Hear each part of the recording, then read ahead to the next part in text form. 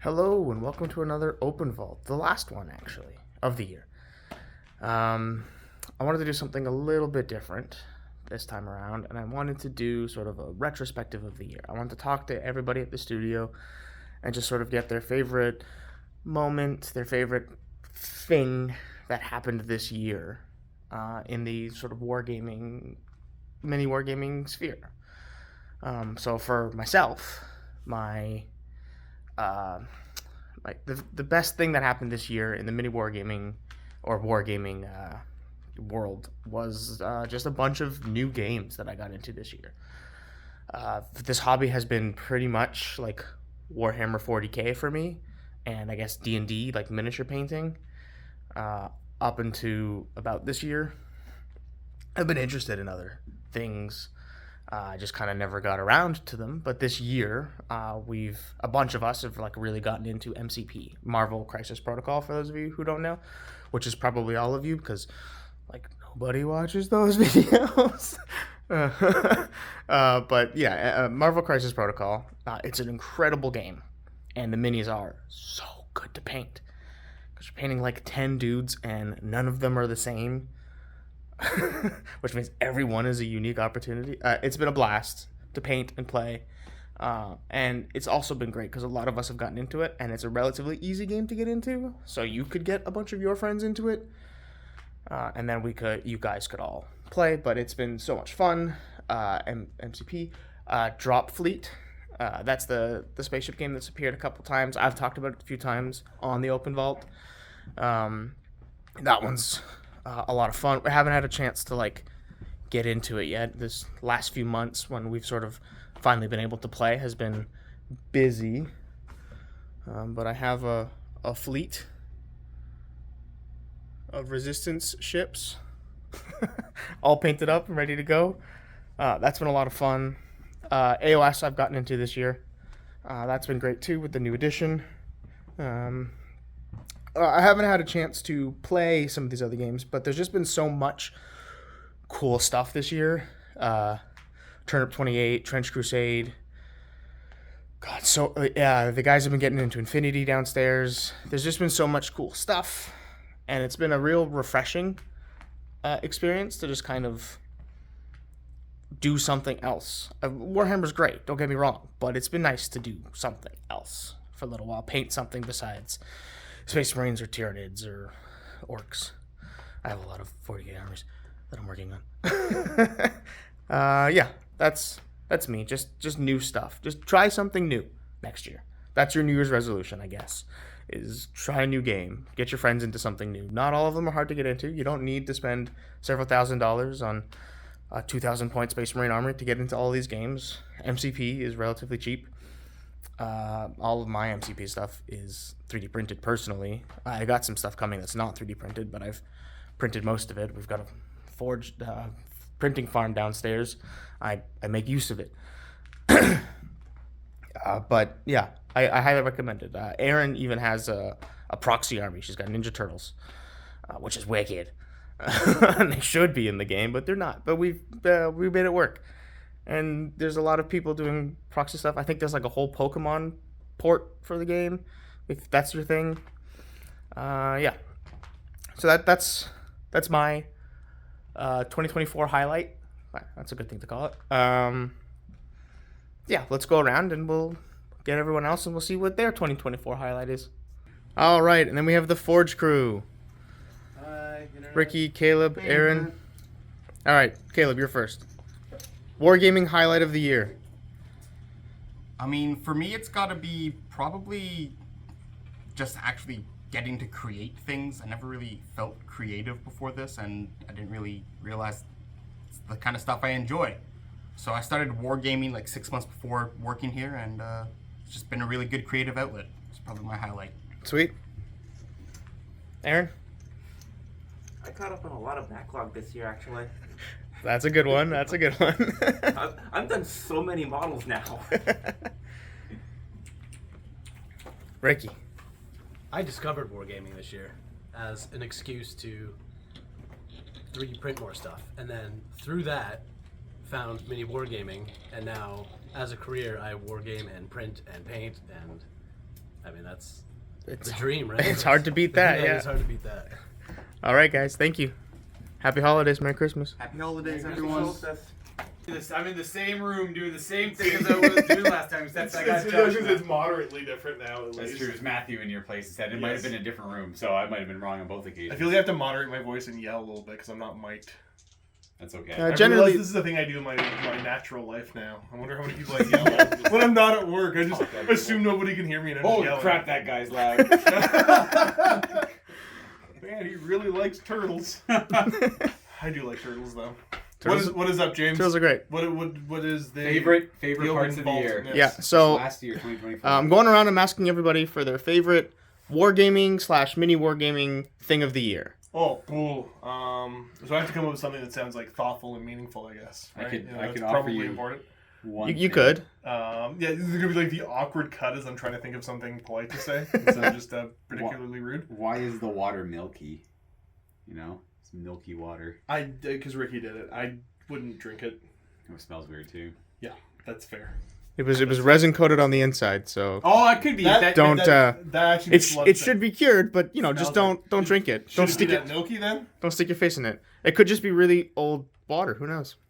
So cool, like wargaming / mini wargaming stuff. I think maybe we'll talk about like generic wargaming in general. And Sure. Kind of my interactions with wargaming, because like doing it for a living has been weird, and like I think I'm 9 years in or something like that now. Like it's been quite a time. But I think so. This is the first year where I kind of got tired with having, cause when you're playing when you're playing games for a living, it feels weird to play games off camera just for the fun of it, because you're like, no, how do I turn this into work? Which is really a dumb way to think about stuff. But Yeah, we get that. Me and Steve get stuck in that all the time. yeah, well, I've been right there with you for that long. So I think one of the ones that's been kind of cool this year is getting some gaming going outside of work. So that is doesn't kind of benefit anybody at home right now.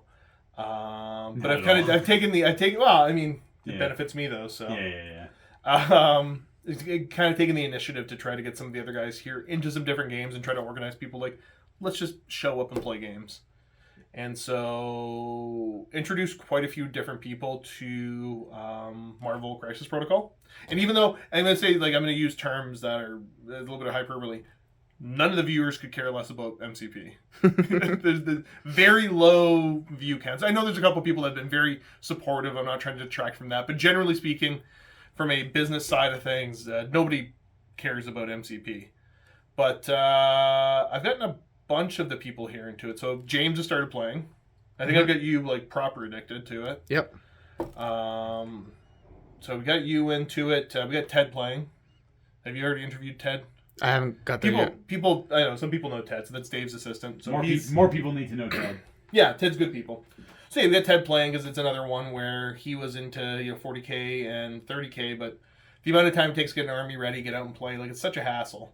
So that was part of the appeal for MCP is it's easy to get people out to just show up and play. Like we play multiple games in a day when people show up. Who else have we gotten into it? Caleb's gotten into it, even though he hasn't.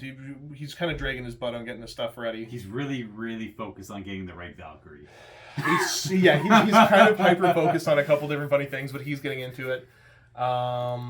Erin, her schedule hasn't matched up with when we come out, but Erin already has stuff printed and Is it the Ninja Turtles? the proxies. It's the Ninja Turtle proxies that she was really excited to play. So I kind of helped her come up with a list and a concept for that. And she's quasi familiar with the core rules. I think the first time in a long time you paid money for gaming things. For The only thing I spend money on for Wargaming is Lord of the Rings, the Military Strategy Battle Game, and apparently Marvel Crisis Protocol. Josh kept harassing me, so I just said, I was going to spend money. See, that's the funny, that's the funny thing. I talk about it constantly, but it's when everybody else started buying into it, and I started like actually coming up with the plans. Luke was like, "But I'll play." I did a demo. You're like, "Oh, yeah, this is cool, whatever." Yeah. And then it didn't go anywhere. But when people started buying it, you were like, "Oh, what about me?" I'm like, I didn't think you were interested. He's like, "No, I'll come out and play. Like, I'll buy stuff." Yeah. So I got Spider Foes.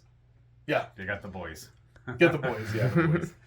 So that's been kind of a neat thing, just kind of looking at wargaming and the greater understanding.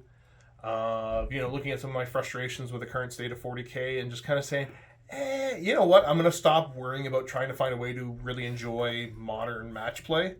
And I'm going to try some other fun ways to play. I'm going to try crusade missions. I'm going to try some other custom rule sets and just kind of stopping caring what my perception of the internet is telling me the way I should play and just playing what I enjoy the way I enjoy it and building up that audience of people that enjoy watching that and hoping it goes well. Yeah, just hope for the best.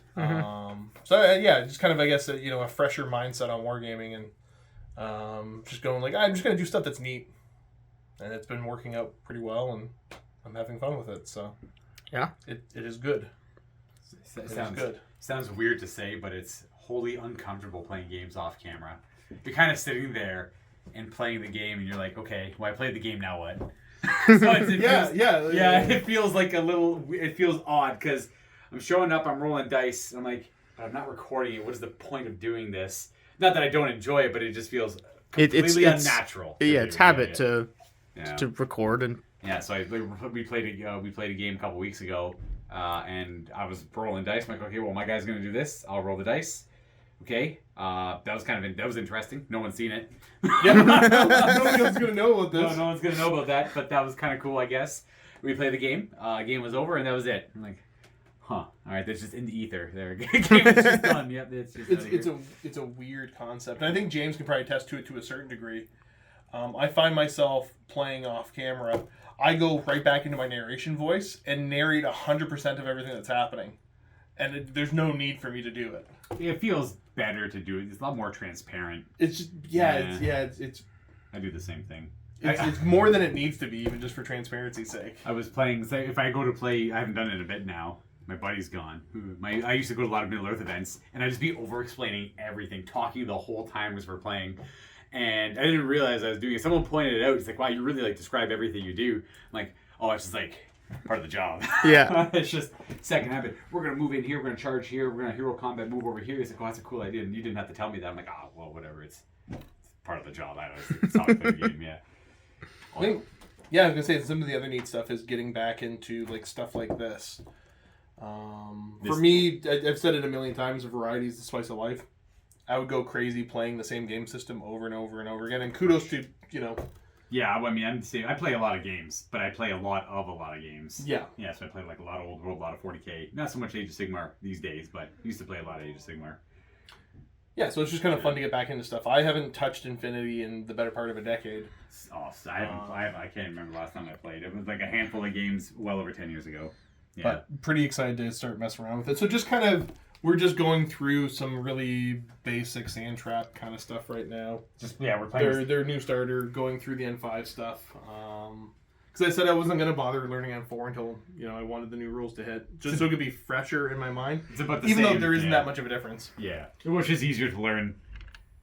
Yeah, that's what I was playing. That's the milky water. Matt did want me to show off the stuff, so I guess this is a good opportunity to show off the new stuff. Which company is this stuff? This is Saucermen Studios. Yeah, I'm having a difficult time remembering that.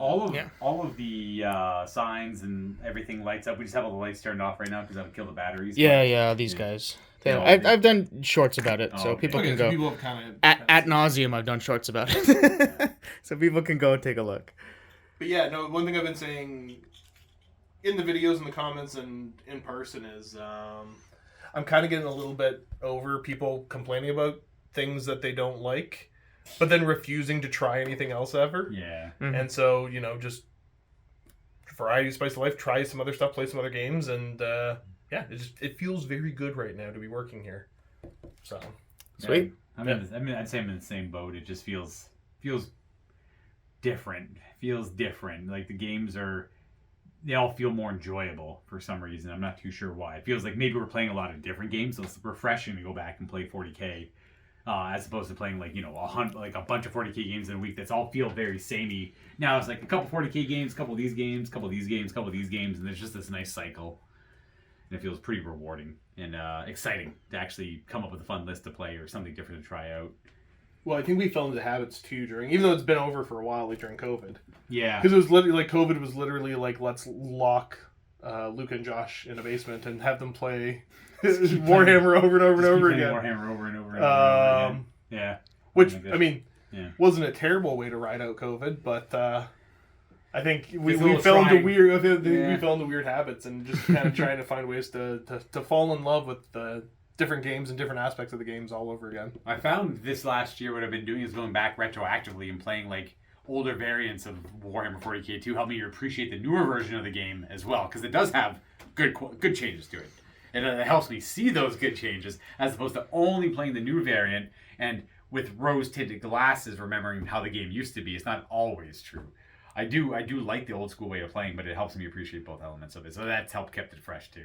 Battlefleet Gothic, stuff like that too. Yeah. Playing the old school games, that old philosophy of wargaming, by design, helps me appreciate the more modern ones as well. On top of it, because you have just a lot cleaner rules overall, and easier to pick up, easier to find the answers, but lacks a little bit of the flair of the older games. But again, with those older games come endless arguments. Yeah, sometimes needlessly crunchy, but sometimes you're in the mood for that, and that's kind of cool. I think the other one too, because I'm thinking about it more and more, because MCP is the big one, because it's easy to get people into. It's super easy to get people into. Read the card, play the game. Read the card, play the game. The rules, the guys do what you think they should do. Yeah. Cool. Yep. You need 10 of them. What does this rule do? I don't know. What does it say it does? Yeah, you read your card. Yeah, it does exactly what it says it does. But it's less convoluted than even like War Machine was back in the day. So right. It's even more straightforward.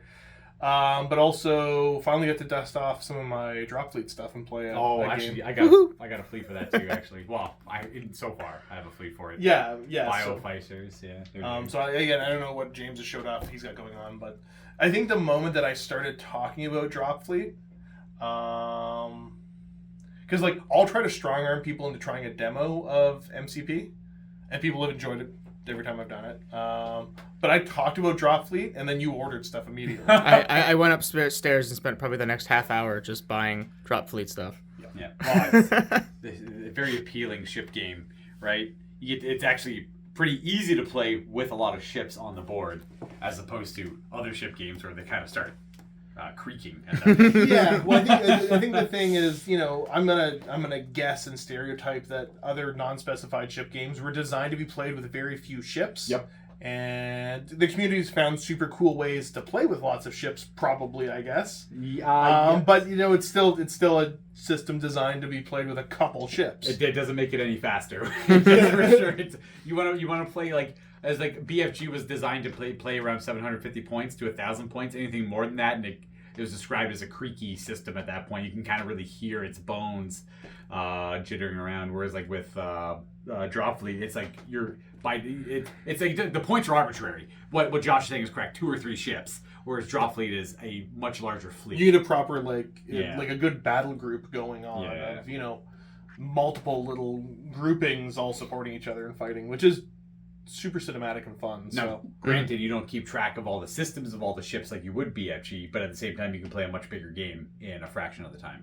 Yeah. And you're still doing rolls for critical effects. Yes. Like there's enough of it to kind of wet the palate and feel like that style of a game without having to like, I need to go print off a bunch of sheets to keep track of this stuff. Yeah. Like you would definitely have to have some sort of like your phone, or at the time you have pages and pages or like little booklets of notes on all your ships and everything. Yeah, well, because for people quasi-familiar, drop fleet was more complicated previously, and there's a new edition, and granted, so the new edition has simplified a lot of things. It's a lot easier to get into. I think it's a positive change overall. People that liked a lot of the extra crunch in the previous edition might not like this one as much. But I think for the game overall and the healthiness of the game and the community, it's in a really good spot to go out. They're moving pretty much everything into plastic pretty quickly, so there's a lot of stuff you can get in plastic now. They've got a new faction out, so I think we're sitting at 6 factions in the game. So it feels really good right now. Did I get it right? I think so, 5 or 6. Yeah. Okay, so there's UCM, there's Scourge, there's PHR, Sheltari. Resistance, technically, like if you look at Resistance, the fleets, there's kind of a sub-faction with the something collective, I think. Calaxy or something? Callium, I think. Something along those lines. I don't know. Alex plays them because of course he does. Sure. Yeah. And then the Biofighters are the new one. Yeah. Yeah. So yeah, it's just cool to play different styles of games. Yeah, different narratives, right? Sometimes it's hard. Sometimes it's like they're less known, but get someone passionate enough who knows them, who can explain them well, or at least give you the TLDR version of it, can kind of captivate you enough to look into it more. Like I think Dropfleet, the whole concept is a really cool narrative. Again, it's all like based around Earth and like the future of Earth and all the ebb and flow of its circumstances. The lore feels really cool, and I like the designs of the different ships. Yeah, like I don't know why, but my monkey brain sees like the UCM ships, and I'm like, yeah, these guys. I like them. I like Piss them. off aliens! Like I'm fighting with these guys. Even though the game I played, I used my Sheltari. He's got a huge Sheltari fleet. I don't know. It might be a big Sheltari fleet. It might not be. It looks like it's got 30 or 40 ships. Well, that I got many? a lot of gates and stuff. No, so I probably have like 25 ships, I'd say. Seems that's a lot. I mean, again, we're talking about. You're probably not playing with the whole Yeah. thing, but they're magnetized up, so. Oh, okay. Yeah. Like again, BFG, you had like two cruisers and like 6 escorts on the board. Yeah, because I think so. When I played the video, I screwed up the audio in the video too. I lost it at some point, didn't realize, so I have to re-record audio for like the last 10-15 minutes of the video. Oh, like Before because I filmed the bat rep for it, so I'm gonna have to fix that before it goes up. But I think I had my battleship and I don't know, like 4 little frigates, a bunch of gates because they just hover around and drop troops off. Yeah. And then I only had like a couple cruisers. Like it did not feel like a big fleet. Like I was outnumbered quite heavily by the UCM. Okay, fair. But the Diamond battleship is super cool. I think my Bioficer fleet is currently 1 heavy cruiser, 2 light cruisers, and 6 escorts. Yeah, what's out of the starter set? Yeah, whatever side of the starter set. Yeah. So I'm sending out because I've got my little bit of UCM I've had forever painted, which is like it's an okay little fleet. It's magnetized up, but I've got the new starter stuff for them, and then I've got 2 of the light ship packs and 1 of the battle cruiser packs. So I got like another I don't even know how many ships that is. Like 20, 22 or 23 ships on top of the UCM stuff I already have getting done up. So Another exciting thing is Hail Caesar Epic should be here for us at the end of January. So glorious. The Bolter of Storms. 8 mil, 6 mil, 15 mil. Oh, it is 15 mil. It's 15 mil. Yeah, because you actually see the dudes. You actually see the dudes. 15 mil. So we glorious 15 millimeter gaming as we progress down the path of the aged wargamer. Yeah, honestly, I think it's because I talked you into that when they I love 15 mil. when I love they 15 show that mil stuff gaming. off. Yeah. And it's historical because I've been bugging so Steve is the perfect example of a historical wargamer in denial. He pretends that he really loves fantasy, but no, he just refuses to acknowledge that he loves historicals. Yeah. And it's the next closest thing. So I've worn down Luca over the years enough. You know, your hair started to thin out a little bit, and you're like, I do see the appeal in this. Well, I initially read the Hail Caesar rules probably 7 years ago when it was 28 mil. And I thought the rules were really great. You know, bless Rick Priestley. He's a great rules writer. He had initially did Warhammer Ancient Battles, and he did the War Master version of it because he just loves also 15 mil scale gaming, I guess. And then he wrote Hail Caesar Epic, which is pretty much like the successor to Ancient Battles and Ancient Battles War Master. Yep. Before Warlord Games. And Hail Caesar being more like, I guess, whatever era of the Roman Empire you want, either Republic or Empire. Well, this was the Second Punic War. So we're playing in that period, but Yeah. the rules are set up in such a way that you'd have 2 armies that would never have seen each other fight. And they would still work. Yeah, absolutely. Because right now they only have the 2 armies, and they might be more For the epic version. Yeah, there's only just the Carthaginians and the Roman Republic army or whatever. Yeah.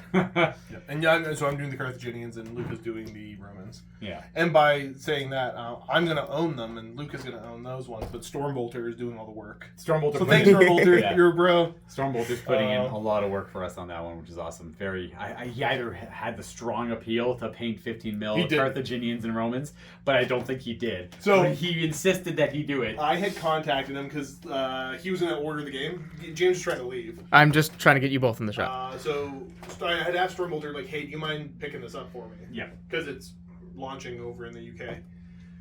Yeah. And then I had a potential painter lined up.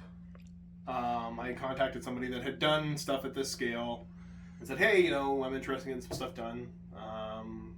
Can you throw a quote at me? He said, yeah, no sweat. What do you want? And when I sent them the link, they just stop replying. Oh. And then I follow up like, hey, just making sure you get the last one, and 0 reply. That happened to me twice.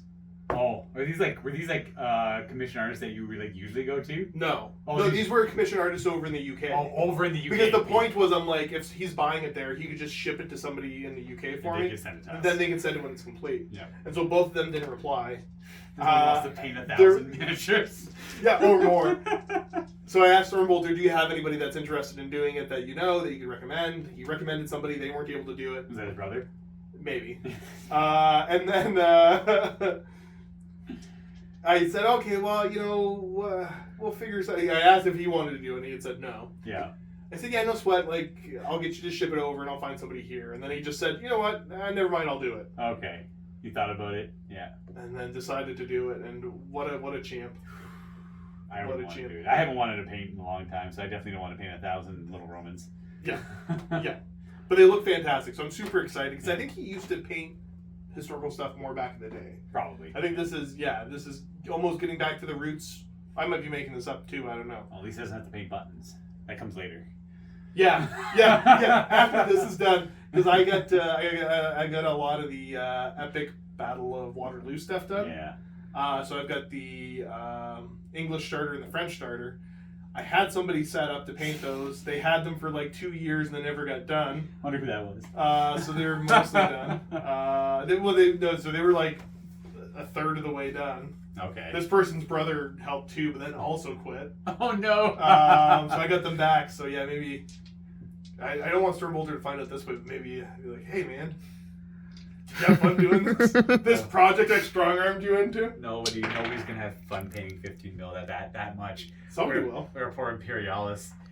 Well, nothing wrong with it, but someone had to paint all of our Imperialis stuff too. They got paid for it, obviously, but it's a lot of work. But yeah, there's been a couple different people. Because Tall Tom did my Imperialis Yeah, stuff. he did. He apparently had fun doing that. Some I convinced him it was going to be fun. So that's you've seen Tall Paul in videos, and so he was painting a lot of my stuff. Yeah. And then Matt's like, "Oh, this is good." And then great artist. And then all of a sudden, Paul became less available to paint my stuff, so that was cool. But he's like, "I got a buddy who's also a good painter and even taller than me," and I said, "Sure." That's one of the characteristics. So because they just keep getting taller. He's like 6'10" or something. Yeah, he's ludicrously tall. And then so he came in looking to paint 28 mil stuff. I'm like, "What do you think about 8 mil?" He's like, "I don't want to do that." I'm like, "Well, I'm sorry, brother. I got no work for you, but you can take these if you want." And eventually he agreed. Yeah. So now he's doing white scars for me for like actual heresy. for 28 mil. for 28 millimeter heresy. But he did my 8 millimeter Nightlord stuff. No, it looks fantastic. Oh, the white scars are great too. But it's just, I don't know, there's something weirdly funny about taking somebody with a fine arts background and being like, hey, paint these tiny little guys with like He's very talented. very little to no detail He's very, on very them. talented. No, they look great. Yeah, all the little lightning, so good. Oh, he did such a good job. Yeah. Lots of fun things to look forward to. It'd be interesting to play some Hail Caesar. I'm excited. What I remember from the rules, it was very exciting, but I haven't read. I have the PDF open on my computer. I forgot you sent me the PDF months ago. I was like going through my emails to clean them up. Like, oh my god, that's right. That's still open. I'm like, I forgot all about these. I got to read these at some point. Well, this will be like History Channel stuff because it'll be one of those weird shows of like, you know, how would the Punic Wars have turned out if neither general knew how to fight? That's it. What are you doing battle report? No, I know we're gonna film it. There could be like a fun video, like one fun video. There could be fun, like just like a title we played with, over 1,000 miniatures on the board. I can't remember which one it was, but 15 mil Wargaming. one of the regular commenters figured out that we're doing this because he shows up to the live stream stuff. I can't remember if it's Dr. V or somebody else. It was Dr. V. Yeah. Was it Dr. V that was Yeah, Dr. "Hey, V. yo, you're doing this? Like, I'm in." Yeah, Dr. V plays a lot more games than I thought he did for a man so busy. Because every now and then when we're playing, he's like, "Oh yeah, I'm gonna go play some OPR with my wife. Or I'm gonna play Commander with my wife." I'm like, "We got the coolest wife ever." Damn. All right, guys. Thank you. Yeah, that was very concise and on point. Yeah, right to it. That was a great year. It's what the people want. Yeah. Nobody stayed around this long. No, I want you. I've said it in multiple videos when Luke and I rambled before. Nobody watched this long, and it's okay. There's someone. All right. Bye. Bye. All right, Skye, it's your turn. Tell me is about my your turn. year. Well, you did find me in my little contemplation forest. However, this year, it's been 3.5 years since I started working with MiniWarGaming, and it's been quite a journey. This year, one of my favorite things was I started doing sports again. I started playing soccer. I know it's not hobby related, but having like a healthy just move style thing like Dave's been doing in his channel has been very inspiring. I'm almost 40, I'm 37 going on 38, and just being able to get out there and move and be active has really helped me in the hobby version of things, where I get to be have more energy, more enthusiasm, and getting stuff done. One of the favorite projects I did this year was starting to learn how to play Infinity, which is a game I've always wanted to play, and it's been an absolute opportunity to learn the intricacies of a very tactical skirmish game, which really makes my mind muscles go. So 3.5 years down, and many more to come, and I'll see you guys in the new year. All right, Steve, you're next. So James asking me what my most memorable moment of the year is. Yep. Okay, this is actually super easy, James. It was when at the beginning of the year, Old World took off, and my channel, Mountain Miniatures, check it out, started doing very well, but also required a lot more of my time. So I tried to quit MiniWarGaming, and Matt said no. But that's not the most memorable part. The most memorable part was after the negotiation, he's like, okay, Steve, just come in for once a week. I'll still pay you for the 1 day a week, and you stay on payroll, and it's all good. I'm like, fine, I'll do that. And then they didn't give me any work to do, ever. So they kept me on payroll, on the books, not giving me any work to do, just won't let me leave. I feel trapped and enslaved. I don't have to do any of the work. That's my most memorable. No, actually, Matt and I just finished a Death Watch campaign. He's talked about it. I'm not sure when it's going out. It's probably going to go after this, well after this. I'm not sure when you guys are going to see it. Haven't filmed a Death Watch campaign in a couple of years, actually, for myself personally. And it was an awesome one, guys. Stay tuned for an upcoming Death Watch campaign. I had so much fun. That's my most memorable. That's actually my most memorable of the year. All right. Not quitting. I haven't done anything all year here. I've done nothing here. You've done plenty. You guys did the old world stuff at the beginning of the year. I can tell you this. I think I can remember every battle report I've done for MiniWarGaming this year. The Death Watch campaign. I did a Space Wolf Orc campaign with Luca. That was 6 episodes, I think. And I recorded 3 battle reports for MiniWarGaming in this year. Doesn't have to be MiniWarGaming specific. It could just wargaming in general. I've been playing Warhammer the Old World for 12 months straight. It's been one big long day. Okay, you guys are next. Tell me about your year. Favorite part of the year? Well, many of them. Old World release was a good one. That's the one that comes to mind right away. That came out. If you go to Technically came out this year. Yeah, it did. 2024. It was a year ago now. Almost a year. Almost a year ago. You guys got to go to England. I was going to go, Matthew and was I got supposed to go. sick We had plans right before. You were gonna record Oh yeah, and run the whole game. I was going to run the whole stupid thing. We had a giant table set up at Warhammer World. It was Steve's entire Chaos collection against the Empire and Bretonia and stuff. And we're gonna let people come by. Well, we still did demo the game on it, but you kind of pick their area, resolve some artillery, resolve the combat there, and see how the game played out. And then Matthew was gonna GM it and record the whole thing, and then me and Steve were gonna just be running. I don't know, talking to people, I suppose, just hanging out. Helping to run the game. Helped to run the game, of course, because we knew the rules and everything. And then Matthew couldn't make it, so I started recording it, and then Steve got swarmed by tens of 20, 30 people at once, so that plan kind of went out the window. But we still got to demo the game for everyone hanging out. And had a nice big table and worked with... all of that. The only thing that didn't work out is we didn't get to record it. Yeah, that was essentially it. Yeah, that's not the end of the world. It would have. It was the primary reason. Yeah, the audio would have been horrible anyways. Yeah, well, it's more like you record it and then you do a voiceover. That was the plan. Yeah. That's probably my number one. That's what immediately comes to mind. But there's obviously exciting game releases that come out as well. Age of Sigmar 4th Edition came out in the summertime. I was excited for that. And then we got opportunities to do a lot of big games. That was fun. Big apocalypse games. We don't get to do those often. So we tried to fit a few of them in there as well. Hasn't gone out yet, but I did the big Battle of Pelennor Fields, the big Lord of the Rings game, before the new edition dropped out. So that's not out yet, but you'll get to see that in the future. Yeah, and mine is more recent, but the grand narrative, of course, and preparing for that and painting a bunch of Tyranids and getting the cosplay for the Jesus cult and shaving my head and which is already growing back. So it does. Yeah, it's this is a month. This is a month of growth. So give it a few months, and by Adepticon, I'll have my luscious locks back. Gonna keep the goatee though, because the wife likes it. There you go. And that's really at the end who gets to choose whether I keep the goatee.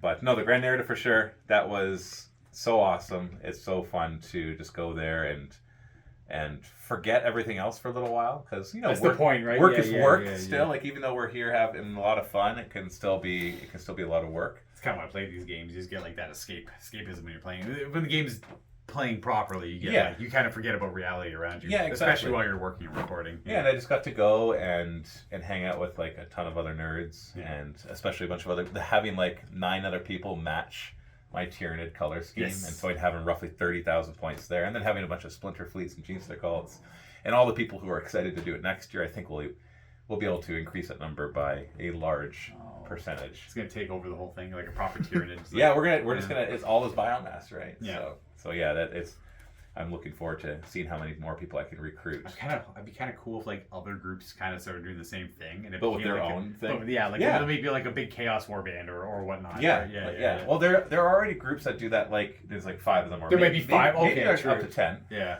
But like it's a little easier with some of the other stuff like orcs and chaos, because like if you're bringing chaos, everybody kind of has a similar color scheme. If you're all Black Legion, for example, or World Eaters, or orcs, for example, they typically follow certain color schemes. Not always, of course. Yeah.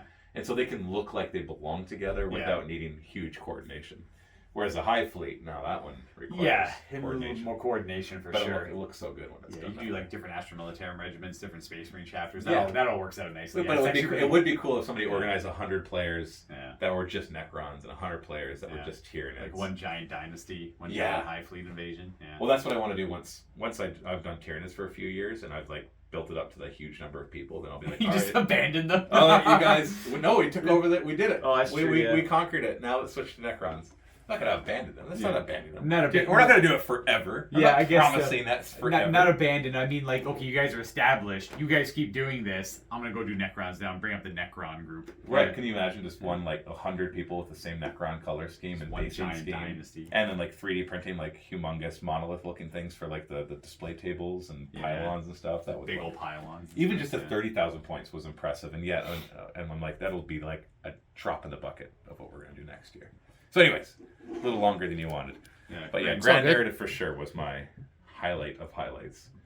So, and you know what? I forgot about this one, but Adepticon, demoing Ravaged Star at Adepticon was quite an experience to see a game that I've created. Just like so many people liked it. So that's good, yeah. So that was a good experience too. But that was like back in March, so it's not in my head as much right now. Yeah, the only other thing that comes to mind is doing the old world campaign, trying a map campaign out. That was exciting. That was cool. That took a lot of work. Well, mental work. But we got there. We got the second season ready to go, but that'll come out sometime in the future. Yeah. Anyways, that's all. So, Merry Christmas, Happy New Year. I suppose it is that time of year. It is. All right, Ted, you're next. Okay. So, questions were... What are my favorite experiences here this year at MiniWarGaming? At MiniWarGaming or just Wargaming in general? Or Wargaming in general. Yeah. Okay. So I've been on the team since May. It's been an absolute whirlwind. I love working here. I'm Dave's producer. I'm also the operations manager for the Forge, so that's massive. Yeah, can't thank the team enough for onboarding me and everything. For Wargaming, played Marvel Crisis Protocol. With some of the guys here, with James, Josh, a couple of other friends. I've really taken to that game. I know it's not that popular in terms of like channel viewership and stuff. I wish it were. Yes, so do all of us. Yeah, it's a lot of fun. And then top highlight is probably sitting down with a bunch of influencers at UK Games Expo, going to Warhammer World on Dave's Just Move tour, like seeing Warhammer World in person. I mean, from behind a camera, because usually I'm not on this side of the camera, hence a little bit of the nerves. Usually I'm on the other side, hence the ums and ahs. So casual here. Yeah, but that's probably the top highlights, is just doing the cool things and being involved deeper in the wargaming community, because we're all wargamers and it's amazing. Yeah, man. Yeah. All right, dude. That's me. That's MiniWarGamer Ted. Sweet. Thanks. Cheers. All right, that's been our highlights of the year. That's it for the video. I will see you guys next year. happy holidays. Apparently, when this video goes live, it's the winter solstice, so happy winter solstice. Go check out the Cyberpunk terrain by Saucermen Studios. Wave 1, I think, has gone live on the Forge. The Drakenfell Kickstarter, and most importantly, happy wargaming.